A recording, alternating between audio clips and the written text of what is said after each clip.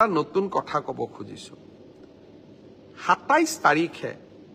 সেৱাক আপোনালোকে আবেদন কৰিব পাৰিব মাত্ৰ 50 টকা দি যে আপোনালোকে যিখন OMR শীট লিখিছিলে সেই OMR শীটৰ এটা ফটোকপি আপোনালোকক লাগে বুলি অৰ্থাৎ আপোনালোকে লিখি থৈ অহা OMR শীটখন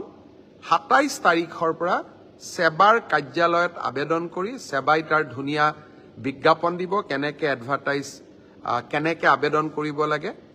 আপোনালোকে সেন্টাৰত জমা দি থৈ অহা OMR শীটটো এইবাৰ আপোনালোকে 50 টকা জমা দি সেৱাৰ পৰা লৈ আহিব পাৰিব ফটোকপিৰ খৰচ 50 টকা ঘৰত লৈ আহি OMR শীটটো এইবাৰ আপোনালোকে পৰীক্ষা কৰিব পাৰিব যে মই শুদ্ধ উত্তৰ দি আহিলো নে নাই শুদ্ধ উত্তৰটো কি 28 তাৰিখে আমি এনসাৰ কিটো সেৱাৰ ওয়েবসাইটত আমি প্ৰকাশ কৰিম অৰ্থাৎ 27 তাৰিখৰ পৰা আপোনালোকে OMR শীটখন আবেদন কৰি সেৱাৰ পৰা ল'ব পাৰিব 28 তাৰিখে সেৱাৰ ওয়েবসাইটত এনসাৰ কি প্ৰত্যেকটো প্ৰশ্নৰ উত্তৰ কি হোৱা উচিত তাকো আপোনালোকে চাব পাৰিব অৰ্থাৎ ঘৰতে বহি মইনো কিমান নম্বৰ পালো OMR শীটখন হাতত উলিয়াই লওক এনসাৰ কি লগত মিলাই চাওক আৰু 100ৰ ভিতৰত 50ৰ ভিতৰত মই কিমান নম্বৰ পালো হেয়া ঘৰতে বহি মই হিসাব উলিয়াই ল'ব পাৰিম অৰ্থাৎ ৰিজাল্ট দিয়ালৈ অপেক্ষা কৰিবই নালাগে ভাৰতৰ কোনো প্ৰদেশতে এনেকুৱা সিদ্ধান্ত আগত গ্ৰহণ কৰা হোৱা নাছিল OMRৰ কপিও পাব আৰু এনসাৰ কিটো উপলব্ধ হ'ব এতিয়া আৰু এটা আমি স্বচ্ছতাক আৰু এখোজ আগুৱাই লৈ যাব খুজিছো এনসাৰ কিটো আপোনালোকে চালে চাই পেলাই মনত খুদুৱনি লাগিলে যে এইটো প্ৰশ্নৰ এইটোটো উত্তৰ নহয় উত্তৰটো বেলেগহে হ'ব লাগিছিল 500 টকা দি আপোনালোকে সেৱাক জনাব পাৰিব যে আপোনালোকে প্ৰস্তুত কৰা উত্তৰটো ভুল হৈছে উত্তৰটো আসলতে পঞ্চপাণ্ডৱৰ তৃতীয়জন সন্তান ভীম নহয় অৰ্জুন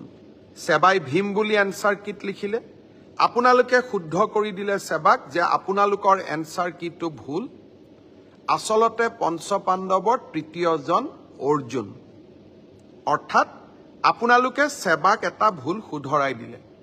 তৎকালীনভাৱে সেই 500 টকাটো আপোনালোকে উভতাই পাব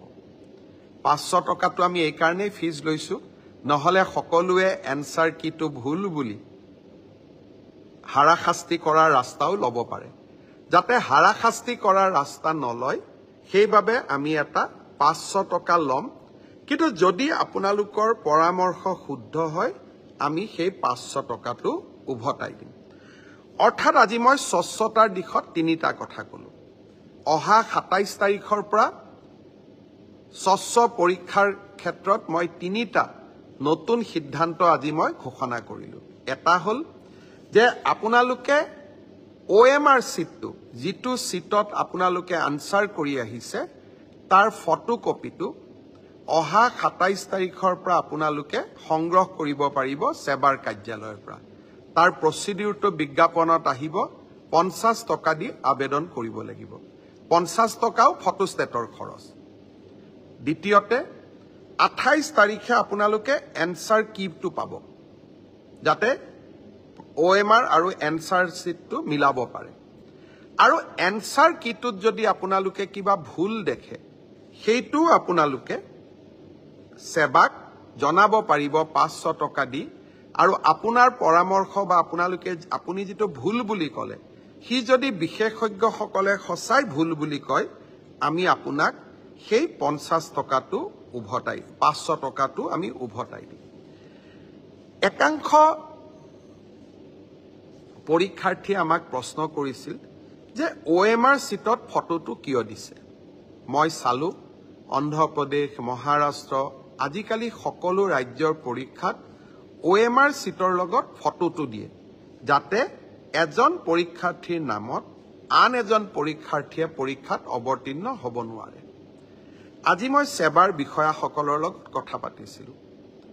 তৃতীয় শ্ৰেণীৰ OMR চিট ইতিমধ্যে বনোৱা হৈ গ'ল ড্ৰাইভাৰ বা তৃতীয় শ্ৰেণীৰ আন পোষ্টৰ কাৰণে আপোনালোকৰ মনোভাৱক কাৰণ বহুতে কৈছিল যে আমাৰ আইডেন্টিটিটো ৰিভিল হ'ব পাৰে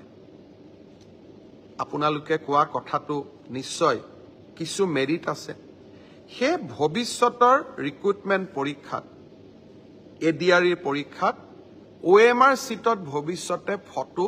লগোৱা OMR চিট ব্যৱহাৰ নকৰিবলৈ মই সেৱাক পৰামৰ্শ দিছো তেওঁলোকে মোক কৈছে যে স্যাৰ 29 তাৰিখৰ পৰীক্ষাত এয়া সম্ভৱ নহব কিন্তু নৱেম্বৰৰ পৰা যি অক্টোবৰত যি আমাৰ পৰীক্ষা হ'ব তাত আমি OMR চিটত ফটো নাৰাখো অৰ্থাৎ এইখন চৰকাৰক কোনোবাই ইতিবাচক সমালোচনা কৰিলে ইতিবাচক পৰামৰ্শ দিলে তাক গ্ৰহণ কৰাৰ সততা আৰু সাহস আমাৰ আছে কাৰণ মই সদায় বিশ্বাস কৰোঁ মুখ্যমন্ত্ৰী বা চৰকাৰ ৰাইজৰ ওপৰত নহয় মুখ্যমন্ত্ৰী বা চৰকাৰ ৰাইজৰ তলত শ্ৰদ্ধাৰ ৰাইজ ফিক্সিঙক লৈও কেইটামান সমস্যা বিশেষকৈ নলবাৰীত এটা সমস্যা দেখা গৈছিল আমি এইকেইদিন নেশ্যনেল ওমেন কমিশ্যন আৰু বিভিন্ন কেন্দ্ৰীয় চৰকাৰৰ পৰীক্ষাত ফ্ৰিস্কিং কেনেকৈ কৰে তাৰ বিষয়েও আমি আলাপ আলোচনা কৰিছিলোঁ সকলোৱে এটাই উত্তৰ দিছে যে যদি সেম জেন্ডাৰৰ মানুহে সেম জেন্ডাৰক ফ্ৰিস্কিং কৰে তেতিয়া তাত কোনো বাধা থাকিব নোৱাৰে অৰ্থাৎ মহিলাই যদি মহিলাক ফ্ৰিস্কিং কৰে পুৰুষে যদি পুৰুষক ফ্ৰিস্কিং কৰে তাত আপত্তিৰ কোনো থল নাথাকে আজি আমি ষ্টেট ওমেন কমিশ্যন মহিলা আয়োগ আৰু বিভিন্ন পৰীক্ষাত গ্ৰহণ কৰা ব্যৱস্থাৱলী সম্পৰ্কে আজি আমি পৰ্যালোচনা কৰিলো পৰ্যালোচনাৰ অন্তত আমি এইটো সিদ্ধান্তত উপনীত হলো যে মহিলাই মহিলাক ফ্ৰিস্কিং কৰাত কোনো বাধা থাকিব নোৱাৰে পুৰুষে মহিলাক ফ্ৰিস্কিং কৰিব নোৱাৰে কিন্তু মহিলাই মহিলাক ফ্ৰিস্কিং কৰিব পাৰে আজি বিভিন্ন জনৰ লগত পৰামৰ্শ কৰি আমি এই বিষয়ে খবৰ ললো বিমান সেৱাত যেনেকৈ আপোনালোকে ফ্লাইটত গৈছে যে মই আপোনাক ফ্ৰিস্কিং কৰিম চাম আপোনাৰ শৰীৰটো আপোনাৰ আপত্তি আছে আপুনি ফ্লাইটত নুঠিব পাৰে কিন্তু বিনা ফ্ৰিস্কিং আপুনি ফ্লাইটত উঠিব নোৱাৰে ঠিক সেই ধৰণে আমি পৰীক্ষা হলৰ বাহিৰত আপোনাক সেম জেন্ডাৰৰ মানুহৰ হতুৱাই আপোনাক পৰীক্ষা আমি কৰিব লাগিব পৰীক্ষা কৰোতে আমি আপোনাৰ সন্মতি লম আপোনাৰ আমি সম্পূৰ্ণ আপোনাৰ প্ৰতি সৌজন্যতা আমি প্ৰকাশ কৰিম এইবাৰ অতিৰিক্তভাৱে মহিলাক ফ্ৰিস্কিং কৰাৰ সময়ত ছোৱালী পৰীক্ষাৰ্থীক ফ্ৰিস্কিং কৰাৰ সময়ত বা তালাচী চলোৱাৰ সময়ত সেই পৰীক্ষা কেন্দ্ৰত অতিৰিক্তকৈ আশা কৰ্মী বা অংগনবাদী কৰ্মী উপস্থিত থাকিব যাতে তেওঁলোকে যাতে গোটেই ব্যৱস্থাটো সৌজন্যতাৰ মাজত হৈছে সেই বিষয়ে তেওঁলোকে যাতে